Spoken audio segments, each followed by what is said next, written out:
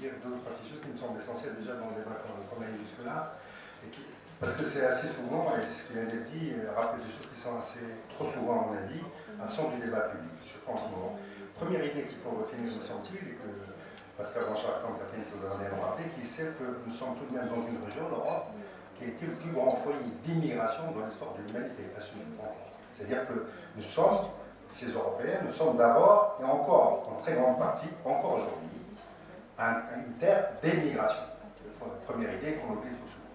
Deuxième idée, la fréquentation entre l'Europe et ces populations dont on parle est une fréquentation historiquement très longue, et qu'elle ne remonte pas, disons, aux 30 dernières années, ou encore moins au temps de la majorité actuelle, ou depuis 15 ou 20 ans. Et que cette fréquentation, et là, à mon avis, c'est fondamental, n'est pas, c'est pour ça que il est difficile dans la conversation, strictement économique. Les flux migratoires de la rive sud de la Méditerranée, pour ne pas vers le nord, s'explique en partie par le fait qu'il y a de la pauvreté dans une zone et de la demande de main-d'œuvre de l'autre, mais fondamentalement, à mon avis, et je crois que les travaux de Pascal Blanchard et d'autres historiens l'ont démontré, et l'expédition dont vous avez la gentillesse de citer tout à l'heure aussi, ce n'est pas fondamentalement un rapport économiciste. Et je crois que c'est la fixation, cette focalisation sur l'économie qui nous fait partie, qui nous fait d'ailleurs perdre, et qui nous empêche de voir et de répondre en partie à la problématique de la soirée. À partir du moment où vous allez à la conquête d'un territoire, où vous convertissez d'une certaine manière ces territoires à votre culture, à votre langue, à partir du moment où nous sommes de plus en plus dans un monde de mobilité, de proximité de l'un des avec l'autre, et bien vous avez des flux migratoires. Vous avez des flux migratoires aussi avec des militaires. Parce qu'il y a eu les 4 premiers ambassadeurs maghrébins qui viennent en France, ils viennent deux de Tunisie et deux du Maroc, entre 1852 et 1856. Et les 4 repartent avec des relations de voyage. Lui, ils quittent la France. Les militaires maghrébins, il y a une idée, par exemple, assez répandue dans l'opinion publique, du côté des racistes comme des antiracistes d'ailleurs. Et c'est de dire, on est allé chercher ces gens-là. C'est vrai en partie. Mais par exemple, les historiens ont démontré qu'après la Première Guerre mondiale, le gouvernement français a tout fait pour renvoyer les militaires maghrébins. A tout fait.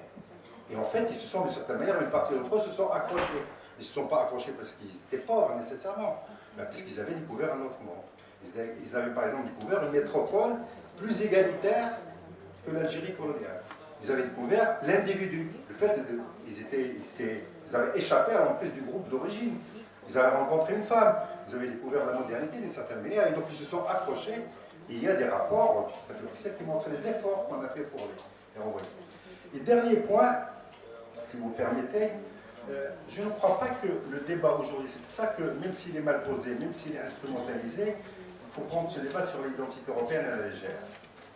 Tout à l'heure, notre ami Desbacons rappelait la situation de cette région. Il y a 20 ans, il y a un empire soviétique qui s'est disloqué, avec un prix absolument... Aujourd'hui, il y a eu un débat sur le traité constitutionnel en France, ou dans plusieurs pays européens, où la France, on a voté contre le traité constitutionnel. Aujourd'hui, la capacité de l'État-nation de réguler, d'intégrer l'ensemble de la population est mise et taraudée pratiquement sur toute la planète. Il se pose d'une certaine manière en Europe, mais l'État a de plus en plus de difficultés, disons, à intégrer l'ensemble de la population, à lui donner des perspectives, et il faut prendre cette question au sérieux. Elle est instrumentalisée, je vous l'accorde, elle est utilisée n'importe comment, mais c'est une vraie question. C'est une question, aujourd'hui, c'est un débat international. Il y a aujourd'hui, en Hongrie, en Bulgarie, le débat se pose. Il y a des États qui s'appellent le Liban qui ont failli et qui peuvent encore retomber dans la guerre. Donc, il y a un débat sur l'ivoirité en Côte d'Ivoire. Donc, c'est une question essentielle. Et cette question, ce travail sur les identités, traverse, à mon avis, pas que l'Europe. Oui, c'est plus généralement le fait de la globalisation, les conséquences de la globalisation, Pascal Blanchard. Ah oui, et puis en même temps, le fait aussi que maintenant, on vient de parler de la Côte d'Ivoire, parce que les frontières maintenant sont des états de fait. Par exemple, là, si vous prenez l'exemple de l'Afrique, on a rendu intangibles les frontières dans les années 60, et aujourd'hui, les gens se posent seulement maintenant la question de, mais être ivoirien, ça veut dire quoi dans des frontières fixées, alors que ces frontières ne correspondaient à rien avant? Et aujourd'hui, c'est l'inverse. Qu'est-ce que les identités posées au 19e, où on va construire un débat sur la nation, on va construire un discours sur être français.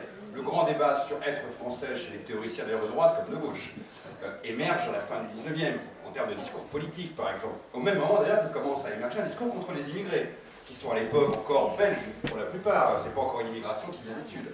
Mais déjà le discours sur l'autre, ou l'autre juif, est un discours qui permet de construire l'identité, ou une identité fantasmée ou non d'ailleurs, dans le débat national, et qui va être un débat qui va déjà traverser la fin du 19e en France, mais aussi d'ailleurs, pas dans l'Italie italienne, puisqu'à l'époque c'est beaucoup plus compliqué, en Italie, mais qui va traverser aussi des pays comme l'Allemagne et autres, de se définir à l'intérieur de ces frontières, c'est un moment charnière. Et l'autre est un élément, donc l'autre du moment. Et quand on voit la fin du 19e, c'est pas du tout cet autre de l'entre-deux-guerres qu'on va connaître qui va amener à notre débat, ou l'autre d'aujourd'hui, qui continue, parce que l'autre permet toujours d'aborder ces questions par rapport à ce que je pourrais appeler tracer les frontières. Je dirais qu'on le voit bien, si par exemple dans les années 70 ou dans le débat des années 30, la question de la religiosité par exemple était extrêmement peu présente dans le débat sur l'immigration en France, et moi on a fait un livre sur Paris arabe, on voit que c'est très peu présent par exemple dans le discours, dans les imaginaires, dans la représentation sur les populations maghrébines orientales à Paris par exemple.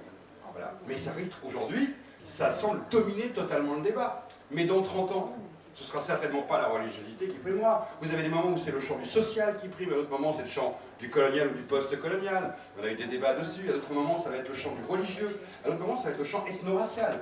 Si on s'intéresse aux populations noires ou afro-antillaises en France, le champ ethno-racial a été un débat majeur puisqu'on a importé les classifications du territoire colonial. Donc on voit bien que ce qui se déroule, ce qui se passe, les enjeux dont on parle de risque, mais aussi une chose qui est complètement oubliée, c'est qu'il y a un côté, alors certes, comme les gens ne sont pas idiots, ils savent qu'il y a une histoire de l'immigration, mais on oublie que cette immigration a une histoire, c'est l'inverse. C'est-à-dire qu'elle est longue. Et aujourd'hui, il y a tout un débat qui est assez étonnant, c'est qu'on a l'impression que tout ce qui arrive là, ce serait lié aux 20 ou 30 dernières années, où d'un seul coup, de nouvelles populations qui seraient mal adaptées, incapables de s'adapter, auraient du mal à s'adapter par rapport à la France d'aujourd'hui, proposerait ou entraînerait ou déclencherait des entrechocs. Mais ces populations sont là depuis un siècle, pour leurs arrière-grands-parents. La problématique elle est extrêmement intéressante parce qu'on est en train de nous fabriquer une sorte de nouvelle génération. C'est pas comme ceux qui les ont précédés. Eux encore, ils ont réussi à rentrer dans le creuset français, mais alors les derniers, ça ne fonctionnera pas. On voit bien qu'à chaque fois, et ce débat était pareil au 19e. Par exemple, pour les populations juives d'Europe centrale qui arrivaient en France, on leur disait ils ne pourront jamais s'intégrer à notre modèle de citoyenneté, d'identité, de culture, c'est beaucoup trop différent. C'est aussi ça qu'il faut rappeler en permanence, bien au-delà du rapport économique, bien au-delà aussi du rapport des chiffres, parce que certes, on est en train de parler de 30 millions d'immigrés, mais on sait très bien dans notre pays, par exemple, qu'est la France, c'est pas un problème problématique simplement sur la population immigrée, mais sur la population descendant d'immigrés, aujourd'hui, qui s'ouvre. Voilà, bien plus loin que 30 millions d'individus en Europe. Alors justement, vous parliez de la question de la religiosité qui s'était invitée, disons, qui avait eu une certaine manière de marquer les imaginaires et peut-être de favoriser des réactions de rejet. On se rappelle d'ailleurs qu'au moment de la Constitution européenne, Valéry Giscard d'Estaing, il me semble, réclamait qu'elle fasse mention des racines chrétiennes de l'Europe. Donc c'était en réaction à la volonté d'adhésion de la Turquie. Donc c'était déjà bien la religion musulmane qui était dans le collimateur des Européens, en l'occurrence des Français. Il me semble que la question qui se pose en Europe, et en particulier en France, c'est celle de la visibilité, c'est celle des minorités visibles. Vous le disiez, les descendants de l'immigration sont encore considérés comme des minorités visibles. Et l'immigration italienne ou portugaise n'est plus décelable aujourd'hui dans l'espace public.